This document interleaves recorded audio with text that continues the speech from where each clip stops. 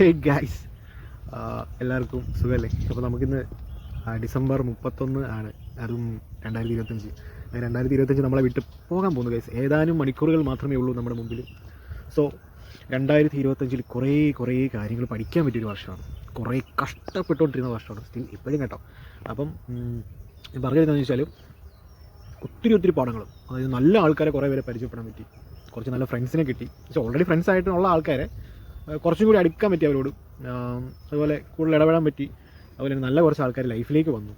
അപ്പം അങ്ങനെയുള്ള ആൾക്കാരൊക്കെ ചേർത്ത് പിടിക്കാൻ പറ്റുന്നുണ്ട്, കൂടെ നിർത്താൻ പറ്റുന്നുണ്ട്.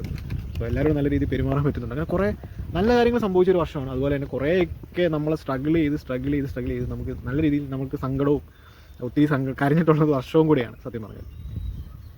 അപ്പം കരയുക, അലയുക, എല്ലാ സംഭവം അതൊക്കെ ഉള്ള ഒരു വർഷവും കൂടിയായിരുന്നു ഗൈസ് ഈ ഒരു 2025 എന്ന് പറയുന്നത്.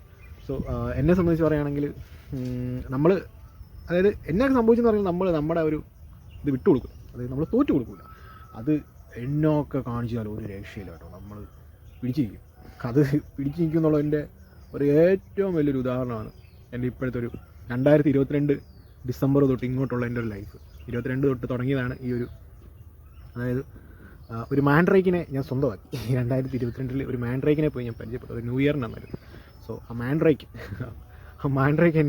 എനിക്ക് നല്ലൊരു ഗിഫ്റ്റ് ആയിട്ടാണ് വന്നത്. മാൻഡ്രൈക്ക് നല്ല ഒരു വ്യക്തിയാണ്, ആ ഒരു വ്യക്തി എനിക്കൊരു നല്ലൊരു മാൻഡ്രൈക്കിനെ കൊടുത്തത്. മാൻഡ്രൈക്കിന് നിങ്ങൾക്ക് അറിയാലോ, ഇവിടെ കാണിക്കാം മാൻഡ്രൈക്ക് എന്താണ്.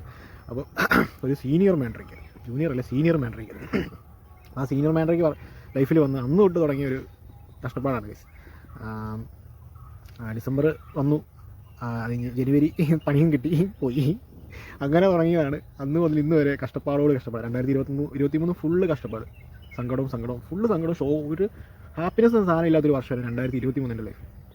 അതിനുശേഷം 2024 അതും ഒരു വിധത്തിൽ നമ്മൾ തള്ളി ഉന്തി നീക്കി. അങ്ങനെ വന്നപ്പോൾ 24 ലാസ്റ്റ് കുറച്ച് സന്തോഷമുള്ള കാര്യങ്ങൾ എൻ്റെ ലൈഫിലേക്ക് വന്നു. അത് വേറെ വശം, നിങ്ങൾ എൻ്റെ വ്ളോഗെ കണ്ടുകൊണ്ടാണ് അറിയാം. സോ അങ്ങനെ ഒരു അടിപൊളി ഒരാൾ എൻ്റെ ലൈഫിലേക്ക് വന്നു. അപ്പോൾ ലൈഫ് കുറച്ചൊക്കെ കളറായി. പിന്നെ എങ്കിലും സ്ട്രഗിൾ സ്റ്റിൽ, ആ ഒരു സ്ട്രഗിൾ അതുപോലെ തന്നെ എൻ്റെ ലൈഫ് കൊണ്ടുപോകുന്നു. അതുപോലെ തന്നെ അതിന് പ്രത്യേകിച്ച് മാറ്റമൊന്നുമില്ല, കുറച്ച് സന്തോഷങ്ങളൊക്കെ വന്നതേ ഉള്ളൂ കേട്ടോ. ദെൻ 2025 അതുപോലെ തന്നെ. അങ്ങനെ 2025 ഏകദേശം ഈ പറയുന്ന പോലെയൊക്കെ തന്നെയാണ് നമ്മുടെ അവസ്ഥ പൊക്കോണ്ടിരിക്കുന്നത് കേട്ടോ. അപ്പം ആദ്യം നമ്മുടെ കോടിമത മറ്റേ നമ്മുടെ ഇന്ത്യൻ പമ്പിൻ്റെ അകത്തോട്ടുള്ള വഴിയുണ്ട്, അവിടെയായിട്ട് ഇരിക്കുന്നത്. ഇവിടെ അങ്ങോട്ട് പോയി കഴിഞ്ഞാൽ, ഈ റൂട്ട് പോയി കഴിഞ്ഞാൽ നമുക്ക് ആറ്റുതീരത്തെത്തും.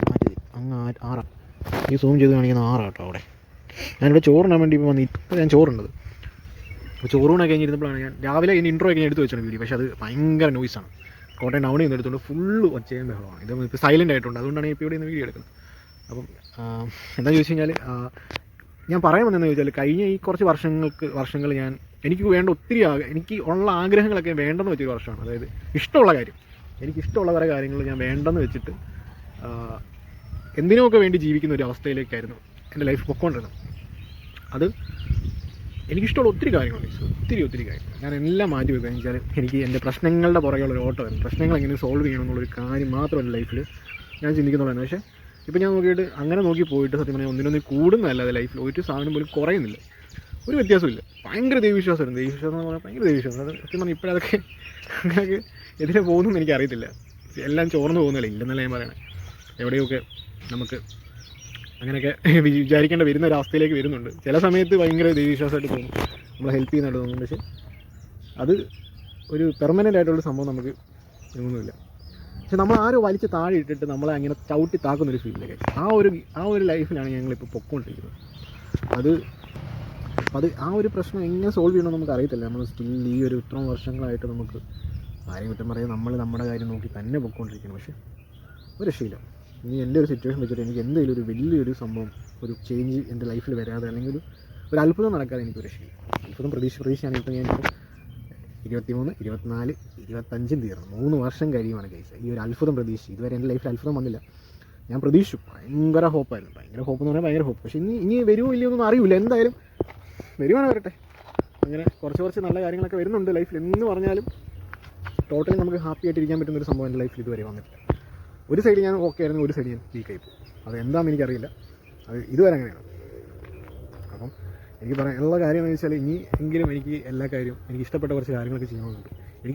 ലൈഫിൽ എനിക്ക് ഏറ്റവും ഇഷ്ടപ്പെട്ട കാര്യം എന്ന് ചോദിച്ചാൽ, ഞാൻ എപ്പോഴും ഹോമായിട്ടിരിക്കുന്ന കാര്യം എന്ന് ചോദിച്ചാൽ, എനിക്ക് ഡാൻസ് കളിക്കാൻ ഇഷ്ടമാണ് ഗൈസ്. ഭയങ്കര ഡാൻസ് എന്ന് പറഞ്ഞാൽ എനിക്ക് പ്രാന്താണ്. പ്രാന്ത് പറഞ്ഞാൽ എനിക്ക് എന്നെ കൂടെ പറ്റുമല്ല കാര്യം, ഞാൻ ചെയ്യാനൊക്കെ പറ്റും. ഞാൻ പണ്ട് മുതൽ അങ്ങനെ കളിക്കുകയൊക്കെ ഉണ്ട്. പക്ഷേ എൻ്റെ വീട്ടിൽ അങ്ങനെ വലിയ സപ്പോർട്ടീവായിട്ടുള്ള വീട്ടുകാർ ഒന്നും അല്ല നമുക്ക്. പിന്നെ നമ്മൾ സാധാരണക്കാരാണുള്ളത്. പക്ഷേ എനിക്ക് ആഗ്രഹമുണ്ട്, പക്ഷേ നമ്മളെല്ലാവരും ഇങ്ങനെ പിടിച്ച് വലിക്കുന്നൊരു രീതിയാണ്. സോ അങ്ങനെ എനിക്ക് സപ്പോർട്ടീവായിട്ട് അങ്ങനെ എൻ്റെ ഡ്രീം വളർത്താൻ പറ്റിയ സപ്പോർട്ടീവായിട്ടുള്ള ഫ്രണ്ട്സും ഇല്ല, ഫാമിലി എൻ്റെ കൂടെ ഇല്ല. സോ എല്ലാവരും നമ്മളെങ്ങനെ ഇതാക്കാനുള്ള താഴോട്ടാക്കാനുള്ള പരിപാടിയേ ഉള്ളൂ.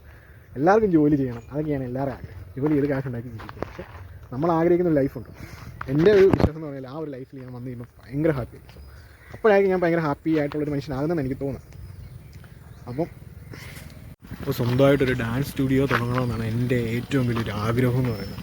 സോ ആ ഒരു ആഗ്രഹത്തിന് വേണ്ടി എങ്ങനെയൊക്കെ ചെയ്യാൻ ഞാൻ ഏകദേശം അതിനെപ്പറ്റി. ഹേയ് ഗൈസ്, നമുക്ക് വീണ്ടും ഒരു ഷോ ചെയ്യാൻ തോന്നുന്നു. ഇതുവരെ ഒരു ഓർഡർ പോലും അടിച്ചില്ല. ഞാൻ പോസ്റ്റായിട്ട് നമ്മുടെ കോടിമതിൽ നിൽക്കുന്നത്. ഇന്ന് 9:54 നമുക്ക് അവസാനം തോന്നുന്നത്. 12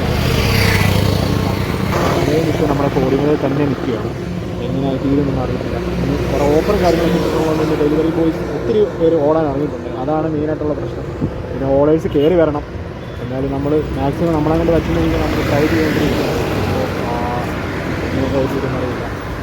ഞാനിവിടെ നിൽക്കുക. നമുക്കിവിടെ മലബാർ മജിലി ഉണ്ട്, പിന്നെ ഇത്ര കണ്ട് വേറൊരു കടയും കൂടെ ഉണ്ട്. കഴിക്കുമെന്ന് പ്രതീക്ഷിക്കാം.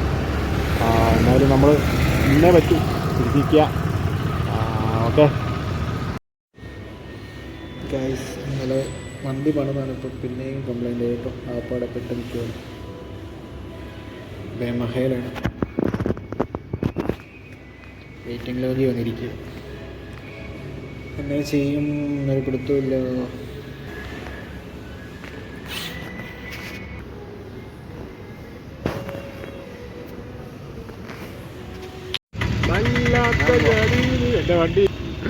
എൻ്റെ വണ്ടി ഇരിക്കുന്നുണ്ടോ പെട്ടുപോയി. എന്നെ പറഞ്ഞിടല്ലേ.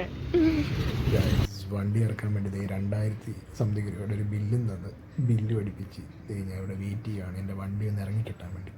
ഈ പ്രാവശ്യമെങ്കിലും ശരിയാകണേ ദൈവമേ. എൻ്റെ വണ്ടിയാണ്. എൻ്റെ കിക്കർ അവന്മാർ ഇതുവരെ പിടിപ്പിച്ചിട്ടില്ല ഗൈസ്. കിക്കർ. അപ്പോൾ ഗൈസ് 2026 വന്നിരിക്കുന്നു. എല്ലാവർക്കും ഹാപ്പി ന്യൂ ഇയർ കേട്ടോ. ഈ ഒരു വർഷമെങ്കിലും നമുക്ക് അനുഗ്രഹമുള്ളൊരു വർഷമായി മാറട്ടെ. അപ്പോൾ എല്ലാവർക്കും ബൈ.